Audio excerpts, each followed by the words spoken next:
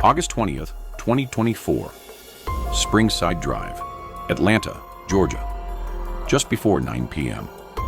What you just saw was the final moments of 32-year-old Courtney Reese's life.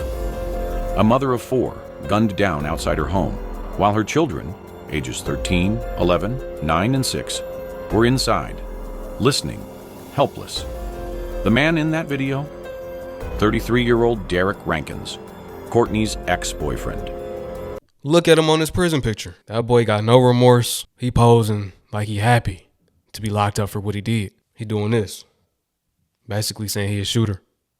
Bragging about it. Bragging about taking those children mother away from him. In so many words. You know, a picture is worth 1,000 words. The picture speaks for itself. 33-year-old Derek Rankins, Courtney's ex-boyfriend. A man who had just been released from jail. A man who had been searching for her. And when he found her, he showed absolutely no mercy. 10 shots fired.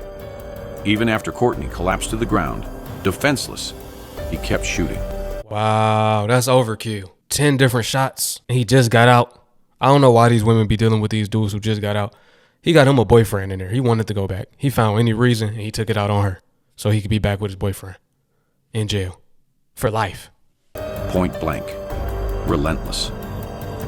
Then he ran, disappearing into the night, leaving Courtney bleeding out on her neighbor's porch. But this wasn't random. This wasn't a robbery gone wrong. This was revenge. And the reason? Courtney had told people Derek's secret. A secret he was willing to kill to protect. So much for joining us. I'm Faith Jesse. And I'm Jennifer Bellamy. Tonight, Atlanta police are investigating after a mother was killed this week near Cleveland Avenue in Atlanta. Now, this is the victim. She's Courtney Reese. Tonight, her family is devastated. Courtney Reese was a devoted mother. Everything in her life revolved around her 4 children, 3 daughters and 1 son. She lived in Conyers, Georgia, working tirelessly to support her family on her own. As a single mother, she poured everything into making sure her kids had what they needed. She was involved in their schooling, their activities, their lives. Those who knew Courtney described her with love and admiration. She was the life of the party. Her smile could light up a room. Her energy was infectious. She was everyone's hype man, everyone's cook, the person who made sure everybody felt welcomed and loved.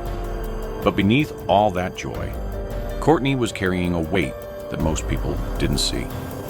Just 3 months before her death, in May 2024, tragedy had already struck the Edwards family. Courtney's younger sister, Symetria Edwards, was killed, shot by a stray bullet at a family member's repast. Not a targeted attack, not personal, just random, senseless violence. A gathering meant to honor the dead, and another life was taken. The family was devastated. Courtney's father, Travis Edwards, was drowning in grief, trying to process the loss of 1 daughter. He had no idea that in exactly 3 months, almost to the day, he would be burying another. After Symetria's death, Courtney made a decision. She was going to straighten out her life. She was going to distance herself from anything, anyone that might bring harm to her or her children. She'd already lost her sister to gun violence. She wasn't going to let anything else put her family at risk. Part of that decision meant ending her relationship with Derek Rankins. Before we hear what happened, so this is the build-up. She lost her sister. Can you imagine as a father losing both of your daughters 3 months apart? The sister went to a repass and she ended up getting hit with a stray bullet. You know, sometimes people shoot up the repass. You can't even go to a repass these days, right? You got to be cautious where you go, especially when that person that you're going to, celebrate their life or whatever the case may be. If they were in beef or had problems with people, then people will retaliate on family members, friends. You got to be cautious. We're about to hear what happened to her after cutting her gay boyfriend off. Derek was no stranger to trouble. He'd recently been released from jail, and according to people claiming to be Courtney's family on social media, he'd been on Instagram, his handle, big_Derek Farr, actively searching for her. He wanted to find her. He needed to find her. Why? Because Courtney had discovered something about Derek. something he desperately wanted to keep hidden. And when she quietly ended their relationship, she didn't keep the reason to herself. She told her friends what she'd found out, and word spread. According to family members who spoke out online, Courtney had discovered that Derek was secretly involved with men, despite publicly identifying as straight. When this information got back to Derek, it triggered something dark, something violent, something that would end in murder. One person claiming to be Courtney's cousin posted online, frustrated at all the rumors and misinformation spreading about Courtney's death. Y'all speaking on and don't know anything. Dude got caught having sex with another man. My little cousin exposed him. He was her boyfriend. Now, these allegations were never officially confirmed by police at the time. Details about the suspect were scarce, and no arrests had been made yet. But Courtney's family was certain. They knew who was in that video. They knew it was Derek Rankins, and they believed he killed Courtney because she had exposed what he wanted no one to know. I just don't get it, why they think unaliving a person, taking that person's life, will stop that secret from coming out. It's about to be broadcasted all over media, all over the internet. Look at this. I'm reacting to it right now. I'm pretty sure the news picked this story up. I'm pretty sure the whole world knows your secret now, my guy. If you're afraid to get exposed, don't engage in anything that you're afraid will come out. You know what I mean? Or just embrace it at this point. I mean, according to scriptures, that's wrong. He did wrong. He know that. I just don't understand, man. You take the person's life thinking that will stop you from getting exposed. That's going to give you the ultimate exposure. Crazy, man. The night of August 20th started like any other night on Springside Drive, a quiet residential street tucked between Cleveland Avenue and Mount Zion Road. Families inside their homes, kids getting ready for bed. Normal. But around 9 p.m., gunfire shattered that peace. When Atlanta police officers arrived at the scene, they found Courtney lying on the ground outside, bleeding from multiple gunshot wounds. The severity of her injuries was immediately apparent. Despite the officers' swift response, despite their efforts to save her, it was too late. Courtney Reese, a mother of 4, known for her resilience and vibrant spirit, was gone. The following day, a critical piece of evidence surfaced. A neighbor turned over a 27-second video clip from her Ring camera security system. The footage was brief, but it captured the horrifying moments of Courtney's murder. Inside the house, Courtney's children were on the other side of the door. They heard everything. They will be traumatized for the rest of their life. They had to hear all of those gunshots going off, and they already knew what happened. They knew it was their mom out there getting her life taken. They were there in the house. And they're saying the footage was brief. He was shooting at her for almost 30 seconds. That's crazy. That's a long time when it comes to being shot at. Come on. That's sick. Screaming, the gunshots, their mother's final breath. Can you even imagine the trauma those children will carry for the rest of their lives? The neighborhood, once a place of comfort and safety for Courtney and her children, was now a crime scene marked by unimaginable violence. As word spread about Courtney's murder, her family and the entire community were left in disbelief. How could such a kind and devoted mother be the victim of such a cold-blooded act? The senselessness of it left many grappling with anger, fear, and sorrow. Courtney's older sister, Lena, was devastated. In a heartbreaking post, she poured out her grief. "I just want my sister back. I can't stop driving and crying." That video, hearing her plead to that monster and gasping for her last breath, I just keep replaying it. I don't want to talk to anyone. I don't want to be around anyone. I just want to curl up and cry all day. I miss hearing her call my phone, teasingly saying, "Stupid, what are you doing?" And me replying, "I'm at work, girl." And her saying, "Oh, I forgot." She had just called me yesterday morning, talking about being downtown. We were laughing about what was going on down there. If I had known yesterday was going to be the last time I'd talk to her, I would have stayed on the phone longer. But I told her I was at work and I'd call her back once my store cleared. Lord Jesus, why? Those words, that pain. A sister who will never get another phone call, who will never hear Courtney's voice again, who has to live with the fact that their last conversation was cut short because of work. The day after Courtney's murder, the Atlanta Police Department moved quickly. They identified their suspect, 33-year-old Derek Rankins. An arrest warrant was issued, connecting him to the chilling footage captured by the Ring camera. According to authorities, Derek had been on the run since the night of the murder, evading capture, while police worked to gather evidence and locate him. The video of the cold-blooded shooting played a pivotal role in connecting Derek to the crime. As the investigation unfolded, Derek became the prime suspect, and his whereabouts were narrowed down. A week after the murder, on Tuesday, August 27th, law enforcement officers surrounded a house in Stockbridge, where Derek had barricaded himself inside. The situation escalated when officers from the United States Marshals Southeastern Fugitive Task Force attempted to serve Derek with the warrant. The standoff became tense. Derek refused to surrender. He prepared for a violent confrontation. Armed and dangerous, he made it clear he had no intention of going quietly. At some point during the standoff, Derek opened fire from inside the home. The gunfire... See, he wanted them to take him out. Coward. I'm glad they didn't. He deserved to do all of that time. All of it. The rest of his life. Locked up. See, that's what they be wanting. They be wanting to get in a shootout with the police and the police to take them out. You know, that's a criminal's hope and wishes. They pray for that, right? Nope. He locked up right now. He gonna be in there for a long time.